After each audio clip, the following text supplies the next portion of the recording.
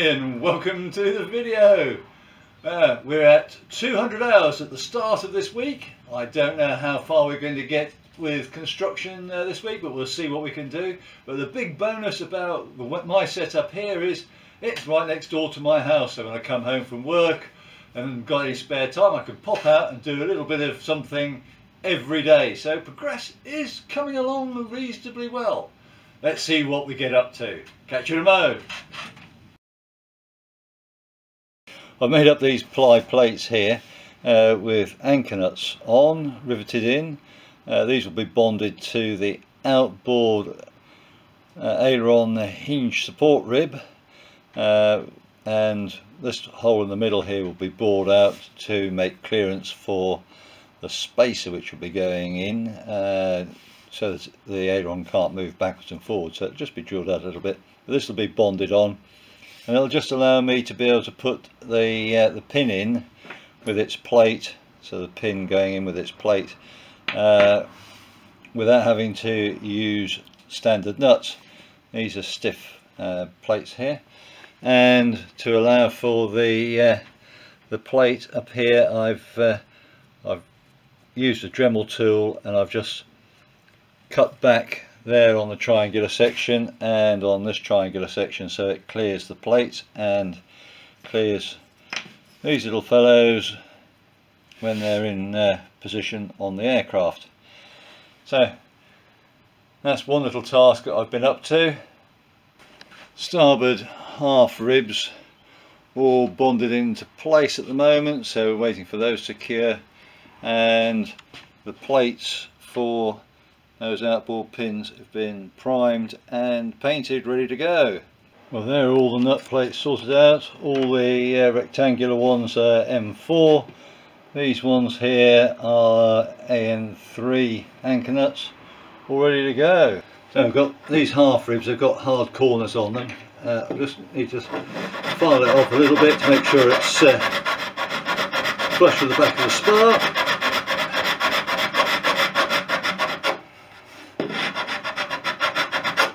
Like that. But I don't want these hard corners causing aggravation in the covering, so I'm just going to round those off a little bit. So I'm just going to use a Dremel, fairly low speed.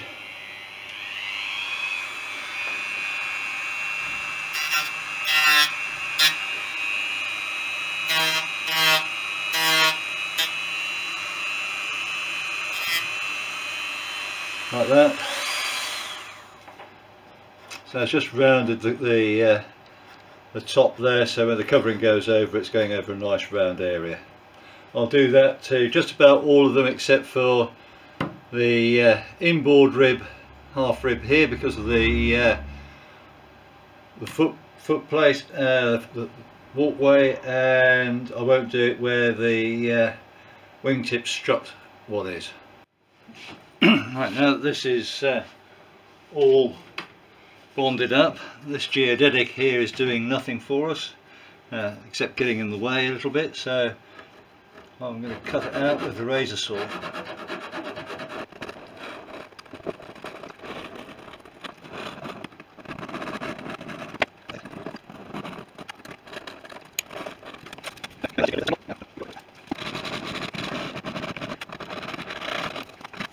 Now we can start thinking about mounting this hinge piece in, but before I do that, all this area here is going to be varnished, because I'm going to put a cover plate over this with lightning holes in to deal with my Oratex covering, because the Oratex, I don't want it just bonding on this very thin edge. I want to go around, and I want to be able to seal off this area, so when the aileron's down and things like that, we don't have a sort of like gaping hole. Here are my little skin pieces. These two here are for the tip aileron support ribs closures, and these ones are for the inboard ones, and I've sanded here 45 degrees, which gets rid of a little bit of varnish that's on the edge there, but also gives a bit of contact area for the glue. And I'm going to bond these on resin covering up where the whole area that's bare wood there. On the edge of the rib and along this line here, I'm going to use resin mixed with a bulking agent, Flox cotton, just to beef up the sort of bead that's there, to give a good strong joint. So fitting the end ribs with the aileron control horn. I've varnished the side where the horn goes. That's had 4 coats of varnish, 3 thinned coats, 2 which were 50-50, 1 was 25% thinned down, a reducer for our American friends, and 1 full strength. On this side, where the washer goes, that's had 3 coats, and where the nut goes for the AN3, that's had 4 coats, and the inside of the hole on all of them has been coated with varnish ready to go. Now, I don't like a threaded shank like this just sitting in the wood. I don't think that's a very good sort of system like that. So if there's any movement at all, that will chafe into the wood quite rapidly. So what I'm going to do is I'm just going to add a little bit of T88 around on the thread there. And it's a close tolerance hole. I reamed it to make sure that it was at a 1/4, so it's going to be a tight fit. I had to re-ream it after I varnished because it's that tight. So I'll just wipe off some of that excess like that. So this is going through the horn and through the plywood. This little AN3 bolt just pushes in, that's lovely, like that. And then on this side here, with the washer, I'm just going to put a little bit of T88 on the washer around the edge of the washer there. That's all it takes, just to help stop the washer from being able to move. It just gives another line of support for this lot, because don't forget, once we've got this built up, we can't get into here again. So I'll put that on. I've just to explain, I've checked the torque requirements for the AN3, 25 to 30 pounds inches or inch pounds, and for the AN4, 60 to 80 inch pounds. But when you're using a nylock nut like this, you've got to find out what the actual friction rating is and add that on top. So with my digital torque wrench, I've done that already, found out what the torque setting requirements there is. So for the AM4, when it's lubricated with stud lock, it is 2 pounds inches, and for the little AN3 it was 1.5 pounds inches, so inch pounds. So I'll add that to my figures on the torque wrench. So I'm just going to add stud lock. Stud lock is a very strong thread lock. It's designed to be fitted once and not come out, so I'm using A70, and then I'll just tighten this little lot down.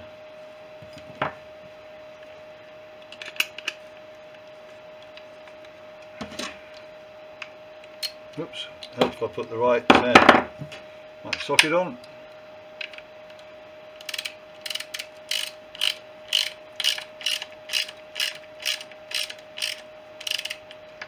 And I'm just going to snug that just a little bit like that, and then I'll now torque it from there. And stud lock,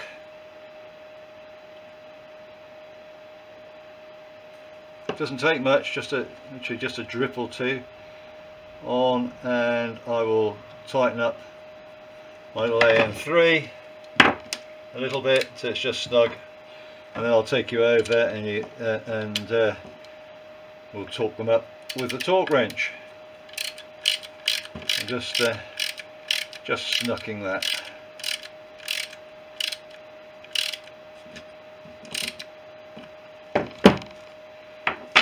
So ready now for torquing. What I want to do is I want to torque it. I can go between the 60 and 80 just so I get the flat here is parallel with this lot. That would be a nice place for it to be for the work we're doing. Well, I'm sorry to say that we lost the footage of doing the torquing for the bolts here, but hey ho, we'll have that come up again at some stage in the future, I'm sure. Anyway, we were talking about the issue last week with last video with the diagonal, so I've set this up with it on the diagonal like that, and this fits across into the sort of section there. I've dressed that out so that there's a place for the nuts, and I've dressed this piece out here which will sit like that, so that when this is in position, this is, hopefully it'll be able to sit down into there. Now as you can tell, this is sitting up off the face there because it's got a nut in the way. What I did was I used a brad bit, just bored down just over halfway through the thickness of the wood, just enough to allow this to sit in. The hole's bang on a 1/4 inch at the moment, but just allow that to sit in nicely into position like that, so we can put the nut and bolts through and have that plate sitting nice and flat. As I said, this hole here will get bored out slightly larger when we need to, but I'll leave it as it is at the moment. Okay, another little mod of mine, because this sticks out, it'll be very awkward for the covering to go around and things. I've made up a piece to go around that big hole in the middle there for lighting, but the covering will stretch across that. This is made out of a material called light ply. Those of you who've built model aircraft probably come across this material. It's not very good for structural work. Well, it is for model airplanes, but not for full-size aircraft. It's not structural. This is literally just a packing piece. The great advantage of light ply is, well, it's plywood, so it hasn't got a particular grain direction, which allows it to be really good for this sort of application, and it weighs very little. I don't know if you can see that, but it's weighing 12 grams, and there's still some to come off the outside of it. And I'll bond that into place like that, and it sands really easily. Example piece here, if I just literally, you can sort of see how quickly that's just sort of sanding away. It's a bit like sort of almost hard balsa laminations, but it's not very strong though. It's yeah, this is 1/8 thick, so it's that easy for me to break. So it's not strong, it's not structural, but it'll do the work I want to close up the gap around here. And I'll bond that on with an alphatic type glue, which is a sort of water-based, but when it dries it's extremely light. It's no good putting epoxy in. The epoxy will soak into this and just make it heavier. It'll probably weigh as much as the wood does.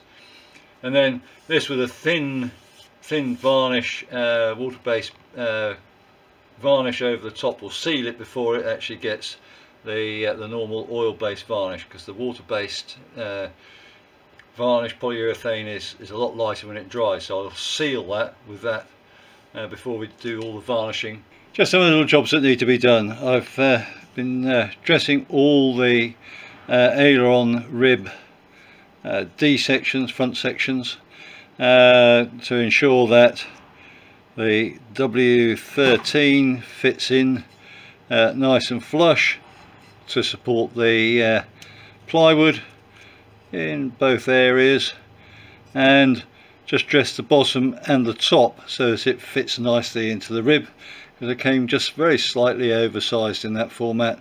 And I just dressed a little bit on the front edge here to match my profile, which matches the aileron end ribs. So these are now all done, all 8 of these are done.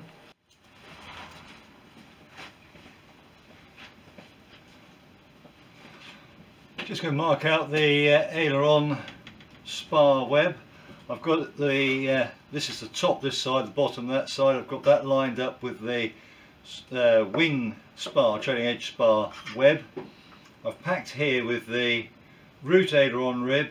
I just used a tip aileron rib, which is 1/4 inch, to give us my clearances which we need at the end, and a piece of 32nd to cope with the sort of 32nd end covering which I put on the support rib.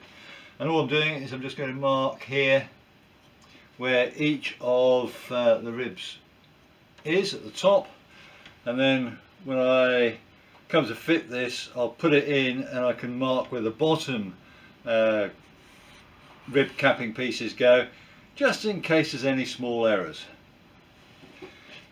So let's get these marked. We'll have a tip piece, aileron tip. I want a 1/4 inch gap, and I want my 32nd to allow for my piece there. So if I put lateral lot, just put that weight bag across, if I put lateral lot in line with the line I've just drawn for the capping piece, like that, I can draw. That's where the cut is going to go, and I've made up a little template gauge, one might sort of say. Yeah, so with with a nut plate in position, which I haven't glued on yet, I've made up that so that will clear where the spar line should go there, without interfering with the nut plate or the anchor nuts on it. So that can go onto there. I can draw around that spar sections, just using a square to make sure that I've got this the right width and nice and vertical.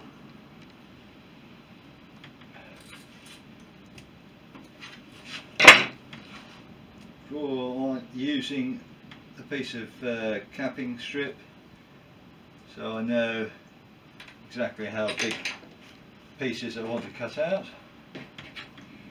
And then just going to use a craft knife. I'm just going to cut .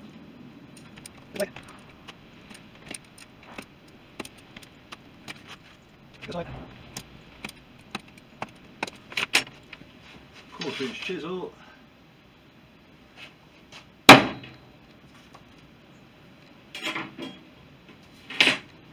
There's the piece out, and this should fit just perfectly like that. Just enough resistance there so it stays in. That's how I want it to be. I'll do all the others along here exactly the same way. So with a small notch there for the washer on the root aileron end rib, notches are in now for the top, and I've done the wiggly bit for the end there. So I'm now just going to feed this lot through the ribs, yes, which might be easier said than done.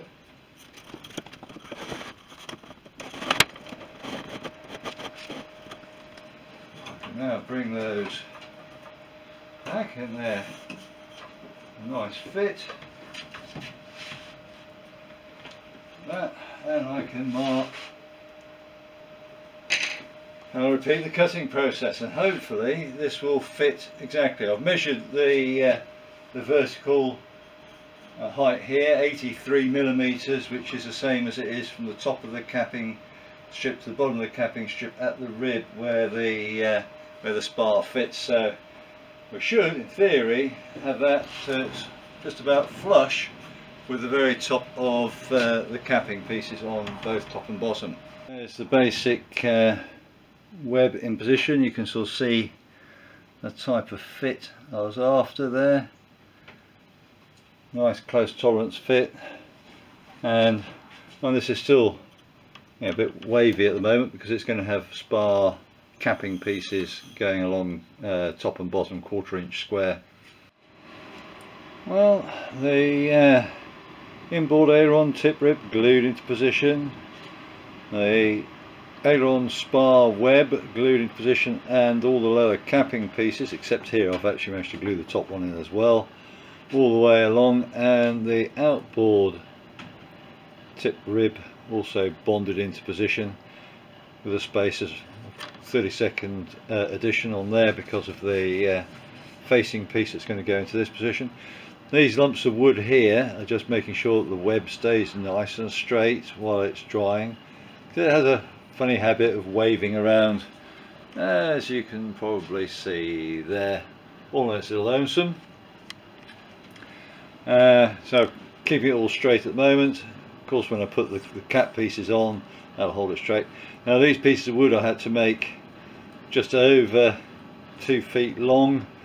Couldn't make them any longer, and they're cut at an angle so I can actually get them in and out, because of course with the tip rib there, it doesn't leave any space for anything to go out the end other than the strips which will go onto the D section. So my next stage for this aileron will be to finish off the capping pieces and put the nose or D pieces in place, these pieces, to put those all in place, and then to put the sort of leading edge stringers, I suppose is the best description there. But I don't know if you can hear at the moment, we're in the middle of a bit of a storm, so power's been going on and off a bit, so I'm not going to go on much further today. Hopefully we survive it all okay, and then see how we get on tomorrow if we've got power and bits and pieces. So I'm just going to remove these boards, which are just there to stiffen things up a little bit. So just go to the back edge. I made it so they just slip in and out by having that taper on the end there, and that particular length just help to keep the web nice and straight.